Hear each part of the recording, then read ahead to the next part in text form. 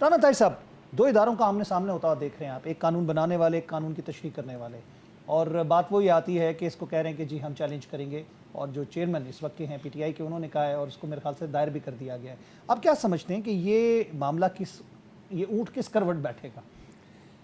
دیکھیں عاصم صاحب، بات یہ ہے کہ آئین کی بات کرتے ہیں سارے لوگ، آئین کی کو دیکھیں، بالادستی آئین کی ہوتی ہے، تمام ادارے آئین کے تابع ہوتے ہیں، خواہ پارلیمنٹ ہو، خواہ عدلیہ ہو، سب ادارے آئین کے تابع ہیں۔ بدقسمتی سے آئین کے ہی تابع نہیں ہیں سارے، اس پر عمل نہیں ہو رہا۔ آئین کو ہم آئین کی اس شق کو، پورے آئین کو معطل کرنا بھی وہی جرم ہے جو آئین کی ایک شق کو معطل کرنا جس طرح جرم ہے۔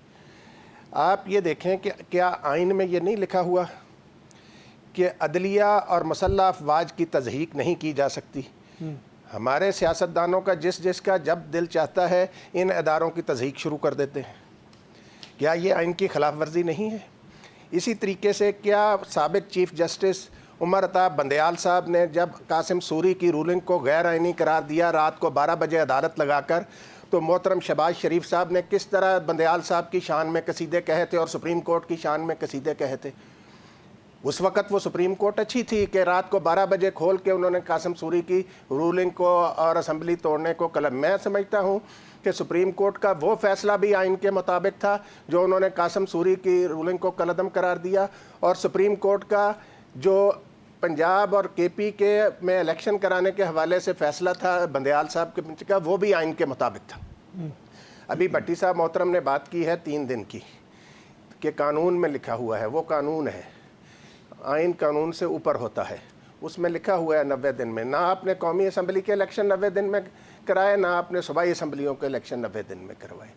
بات یہ ہے عاصم صاحب، ہم سب کو تھوڑا ٹھنڈے دل سے جائزہ لینا چاہیے کہ ملک کس طرف جا رہا ہے، ہمیں اپنی انا کے خول سے باہر نکلنا چاہیے۔ تازہ مثال بنگلہ دیش ہمارے سامنے۔ اس طریقے سے دیکھیں، بات سیدھی سی ہے کہ بات چیت لوگ جو ہیں، آپ اسی ملک کے شہری ہیں نا سارے، اس ملک کو آگے بڑھنا ہے اور سب کو اپنی انا سے باہر نکلنا چاہیے۔ اداروں کا جہاں تو سپریم کورٹ کا ایک فیصلہ آیا، آپ اس کے خلاف ریویو پٹیشن میں چلے جائیں، ٹھیک ہے، ریویو میں دیکھیں سپریم کورٹ کیا فیصلہ کرتی ہے۔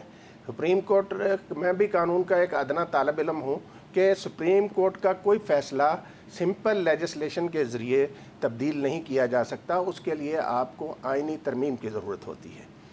تو میری گزارش صرف اتنی ہے صاحب اپنے سیاستدانوں سے بھی کہ ہمیں دیکھیں اداروں کا احترام کرنا چاہیے، پارلیمنٹ کا احترام بھی ہونا چاہیے، عدلیہ کا احترام بھی ہونا چاہیے، افواج پاکستان کا احترام بھی ہونا چاہیے۔